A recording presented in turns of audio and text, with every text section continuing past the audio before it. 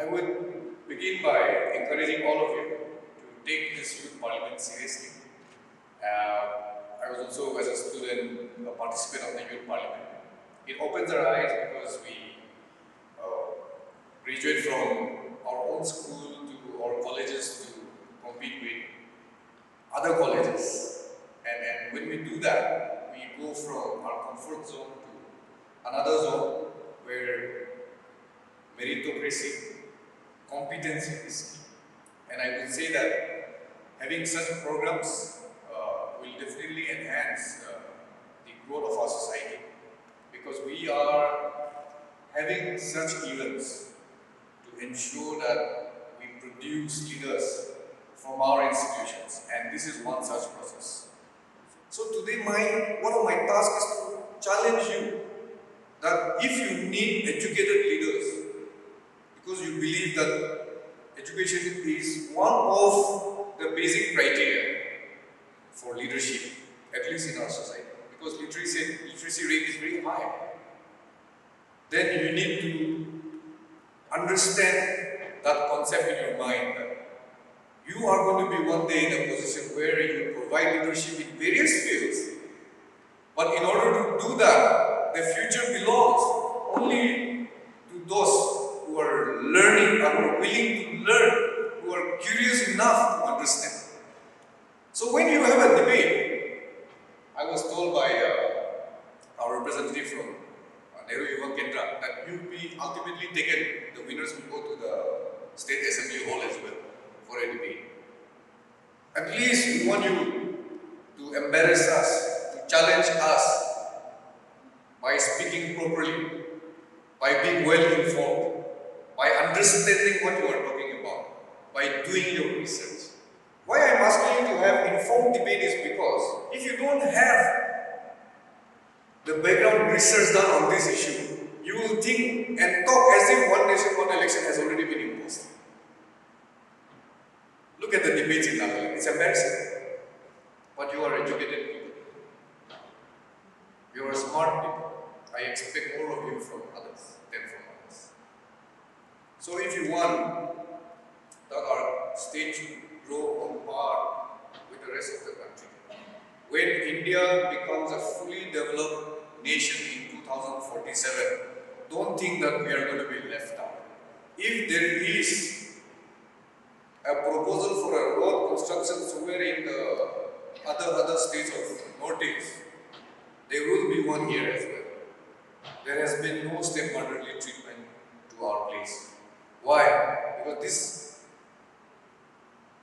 leader believes in development for all. And Viksit, Bharat, the very essence of it is taking the entire country along on the train of development. Namaste, India. What an honor, what a delight for me to welcome all of you here in this focus gathering. We welcome you to our humble college.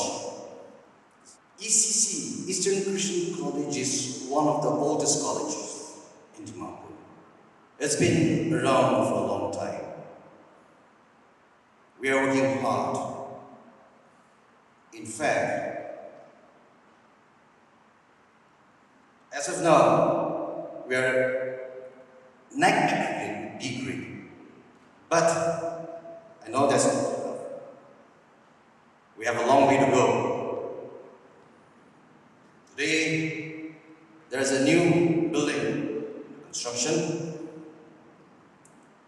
In the next semester, we are going to introduce PBA program, and we'll go ahead with all both honors in research from this Nasaran. Prime Minister Modi, you are a true visionary leader. You have proposed many models of excellence. Today, we are here. We have just started our journey. In 2047, it is my humble wish that at least one of these youngsters from Nagaland will be able to sit down in that space that matters, bar, as a minister. I know it may be a big ask. I leave your rationality and the practicality to your intellect and conscience. With these few words, I wish you all the very best. ये सरकार मेरी है ना ये रब मेरी है बस इतनी सी बात का गुरूर है that I belong to Bharat and Bharat belongs to me. Respected dignitaries, honorable guests, and my dear fellow Indians. I am Jagalu Pamai of St. Xavier College, Jalke, Parent, Nagaland. There comes a time in history when a nation must choose between stagnation and transformation.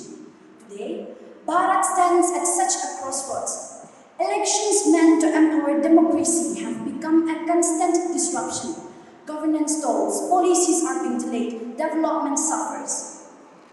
Between 2014 and 2024, India held elections every 6 months on average. The moment one election ends, another begins. Governments remain in campaign mode instead of governance mode. So here, my question is, should the fate of 1.4 billion people be dictated by political timelines and electoral compulsions? And what about the cost? 60,000 crores in 2019 alone were spent on elections, money that could have built thousands of hospitals, modernized education, and strengthened our defense forces. And beyond money, there's the cost of time. A startup policy delayed in Bengaluru, an irrigation project stalled in Uttar Pradesh, a crucial defense decision postponed in Ladakh. How can Bharat progress when governance is repeatedly put on pause? How can we aim for that $5 trillion economy when decision-making is shackled by continuous elections? This is why one nation, one election is not just a reform, but a revolution. Our freedom fighters did not dream of a nation only to be stuck in electoral chaos. Netaji Bose, Dr. Ambedkar, Sardar Vallabhbhai Patel, they built this Bharat with a great vision, not short-term politics. Every great transformation faces resistance before becoming into a reality. Was independence easy? No. Was uniting India easy? No. But nothing great has ever been achieved or received without courage. Rabindranath Tagore once wrote, "Where the mind is without fear and the head is held high, into that heaven of freedom, my father, let my country awake." Let us be awakened into that heaven of freedom, not just the political freedom, but the freedom to govern wisely, to build boldly, and to think and dream infinitely. The spirit of Ek Bharat, Shrestha Bharat demands that we move beyond fragmented governance. And so today, I leave you with this thought. We do not stumble because of mountains, but because of the small stones in our path. To build a great nation, we do not need grand promises, we need action. Thank you. Jai Hind, Jai Bharat. My name is Viksit from Dental College, and today I'll be talking about how one nation, one election, and how it helps us to Viksit Bharat. So, I grew up in a family where election was a big deal, and I saw the constant hustle. The campaigns, the speeches, the stress of preparation, and how everything seemed to revolve around winning the vote. And it made me wonder if there could be a way where we could focus on real development rather than being stuck in this endless cycle of elections. So when I heard about this one nation, one election, the first thing I thought of was, wouldn't it be simple if all elections were held together? I mean, think about it. Imagine not having constant campaigns or loudspeakers playing every month, and even schools being used as polling station every other year. And from what I've seen, these elections can put everything on hold, right? Including the developmental projects, the policy making, and even our daily routines. cancelled and the entire atmosphere just shifts. It's like the whole country is busy preparing about the next war. And I think if we have this one nation, one election, we could save a lot of resources that goes into this frequent campaigning, like the money, the manpower, and even our time. And instead, these resources can be put into improve healthcare, the education, and even the infrastructure. And I think it would also mean that leaders could focus more on their long-term goals rather than temporary popularity. But I know some of you are skeptical. You worry about the federal structure, about whether this is just another way to centralize power. Let me tell you, this isn't about taking away the voice of states. It's about amplifying the voice of the people. As APJ Abdul Kalam says that dreams are not what you see in sleep. Dreams are things which do not let you sleep. And I dream of India, where we rise above petty politics and work together for a brighter future. And aren't we tired? Tired of hearing the same speeches? Tired of watching leaders fight for power instead of fighting for us? As Nelson Mandela said, it's always seen impossible until it's done. Well, I say enough is enough. It's time to stop waiting for change. It's time to demand it.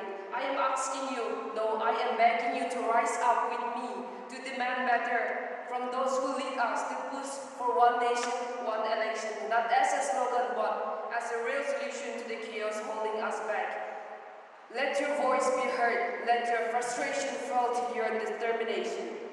This is our moment to stand together, to turn our anger into action and our dreams into reality.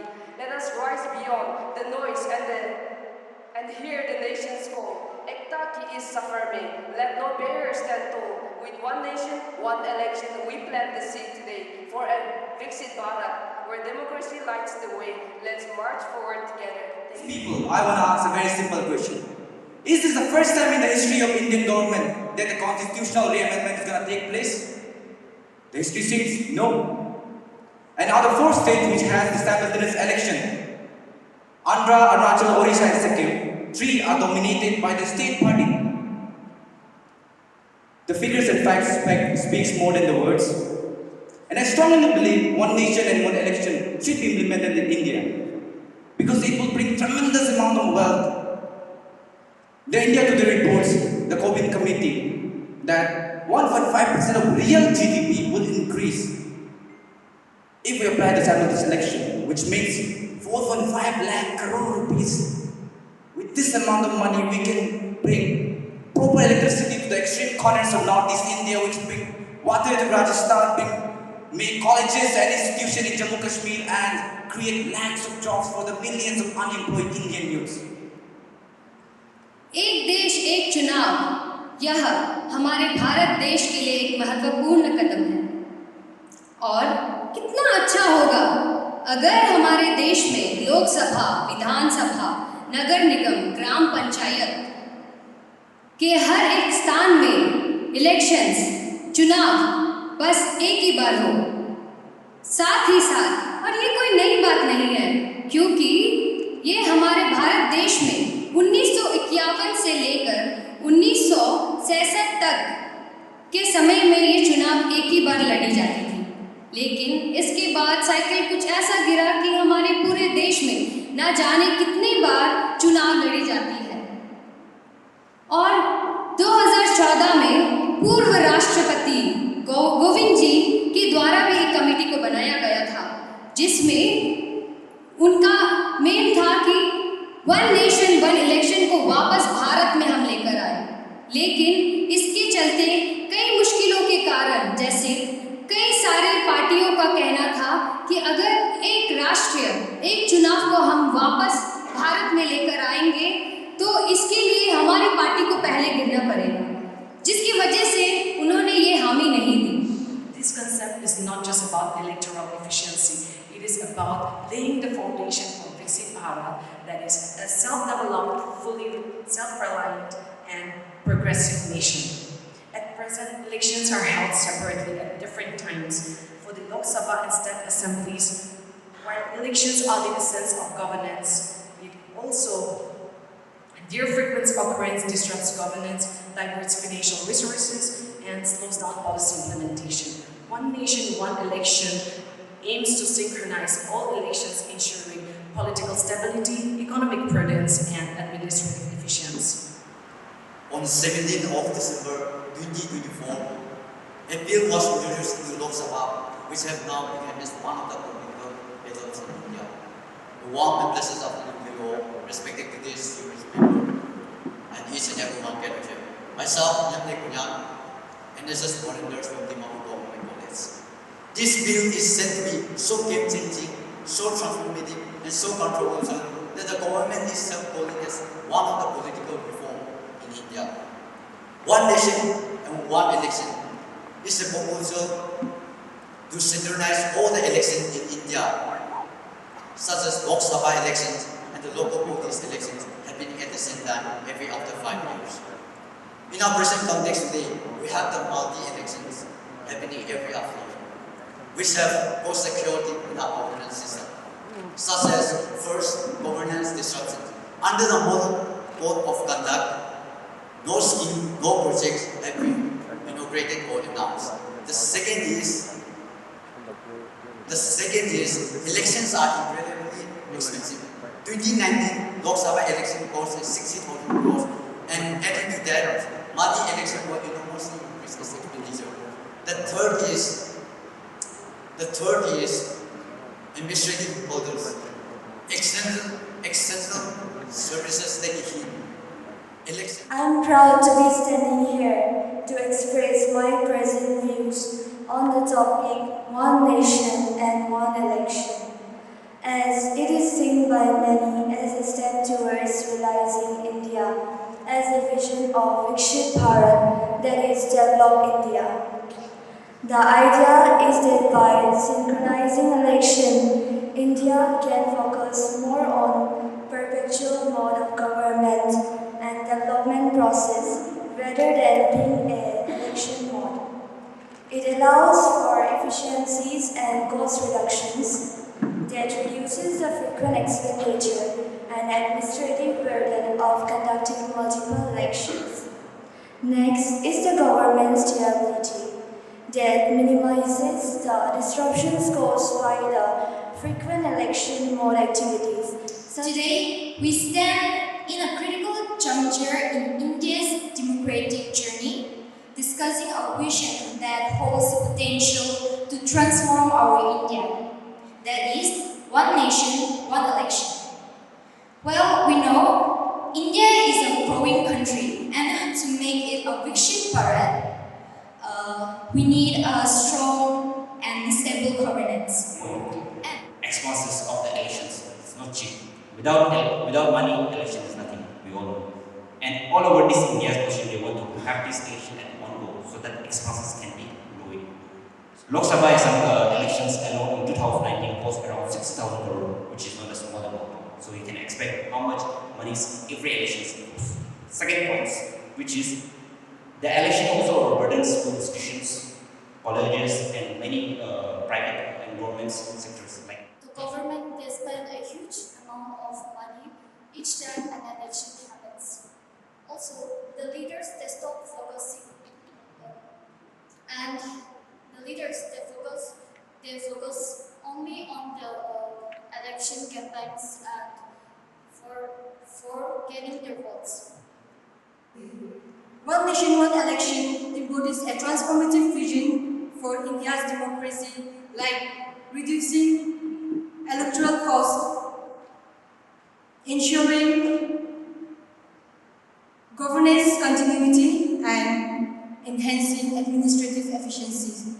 the concept one nation, one election aims to coordinate Lok Sabha and State Assembly elections simultaneously, ensuring a more efficient and cost-effective electoral process. India, the world's largest democracy, holds elections every year, sometimes at the national level, sometimes at the state level, and often at the local level. When elections are considered a backbone of democracy, frequent elections can also lead to great challenges. So how can one nation, one election pave the way for a developed India?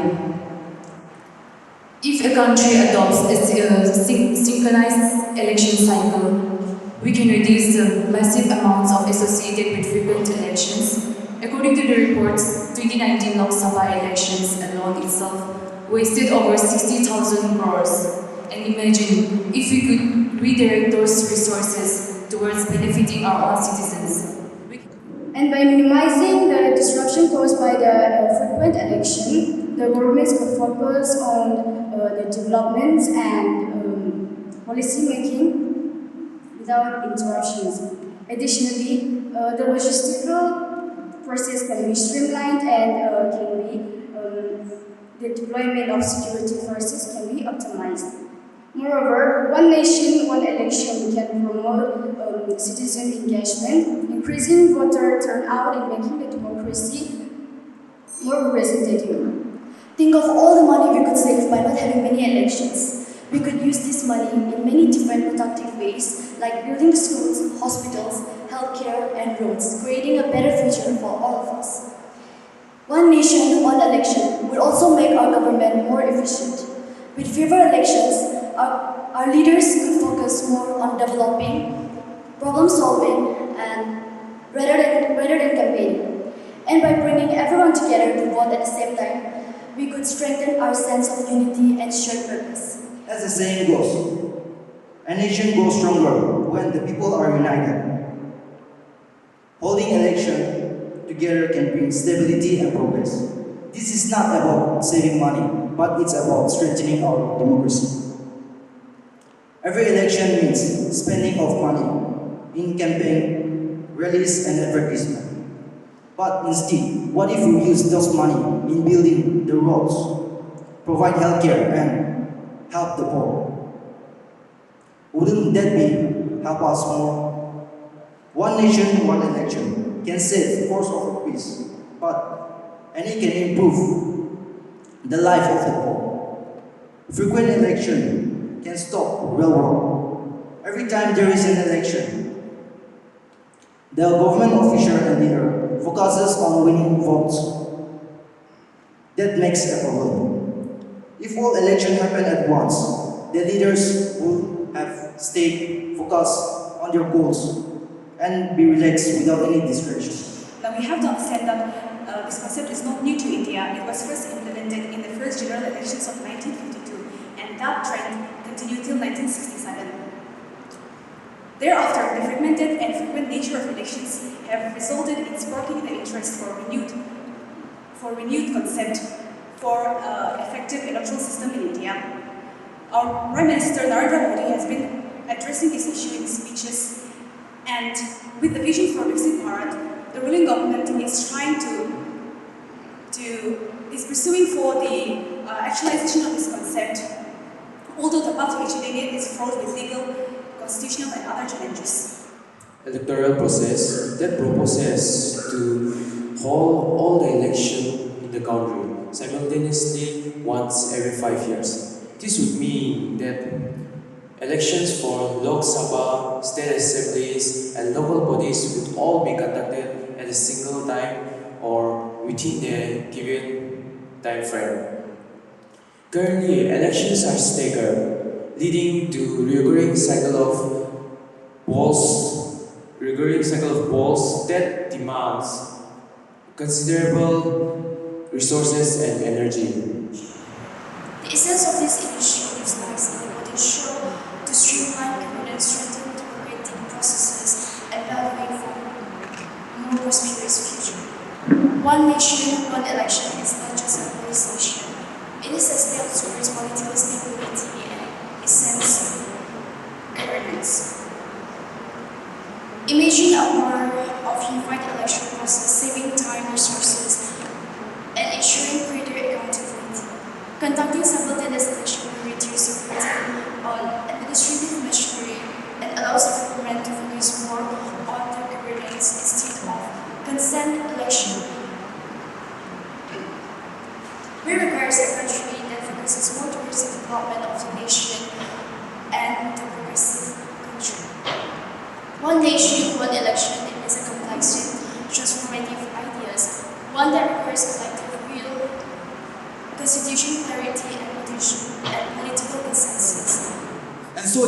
system, one nation, one election, spearheaded by the central government under our Honorable Prime Minister Narendra Modi, seek to address this challenge. When we look into the history, simultaneous elections are not a new idea. India had its first four general elections in 1952, 1957, 1962, and 1967 simultaneously. However, this cycle was disrupted because of due premature dissolution of certain state assemblies and the Lok Sabha. Today, the staggering costs of election are a recurring concern. According to the reports into Indian Today 2024, the 2024 Lok Sabha election cost the exchequer with the total expenditure to reach approximately 1.35 lakh crore. When you talk about one election, like what comes to our mind is like a common problem which all of us have faced in our country, and also not just in our country but even in our district level. Like even countries all around the world face this problem. So what is this problem? The problem is about frequent elections. So what does frequent election causes? Like all of us, we know what is frequent elections. So the cause of frequent election is it disrupts the governance of the country, and most of all, the biggest problem is it disrupts the government, the leaders who are governing our country, and it disturbs them to focus on long-term development, which is suitable development, which we all expect from them. But despite of that, due to all these frequent elections, like they had to focus on small-term electoral gains, which like is really common in our state and we see everywhere. As we move forward with Viksit Bharat, this reform could be a game changer, ensuring political stability, economic efficiency, and stronger governance. As we celebrate our independence, we must remember that our journey to becoming a developed nation is not just about economic growth, but also about social development, social progress, environmental sustainability, and stronger governance. We envision an India where every citizen has access to economic growth, equality education, healthcare, and economic opportunities. Imagine a school where exams happens every month, and teachers, students, and staffs are busy preparing for the exams and leaving a little time for learning. So, but wouldn't it be better if exams were held together at once, and so that the students could have a time, the students could focus more on the studies and other activities for better learning.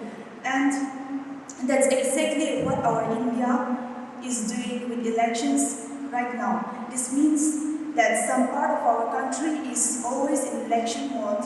Government and leaders are busy in election and not focusing on important issues. So we are living in a dynamic world that constantly evolving. In India, a country with the largest democracy, we find ourselves navigating through a competition system of election by election. While the system has worked in the past, we must acknowledge that time has changed. The path to Viksit Bharat requires bold leadership, visionary reforms, and a collective will to transform the nation. The concept of one nation, one election is one such transformative idea that can lead us toward transforming greater efficiency, unity, and political stability. Let me take you back to a moment in history. A moment when our forefathers dreamed of an India that would stand tall, united, and free. They dreamt of a nation where every voice mattered, where every hand worked hard to build a brighter tomorrow. Today, we stand on the shoulders of those dreams, but also face a question: are we truly living up to their visions?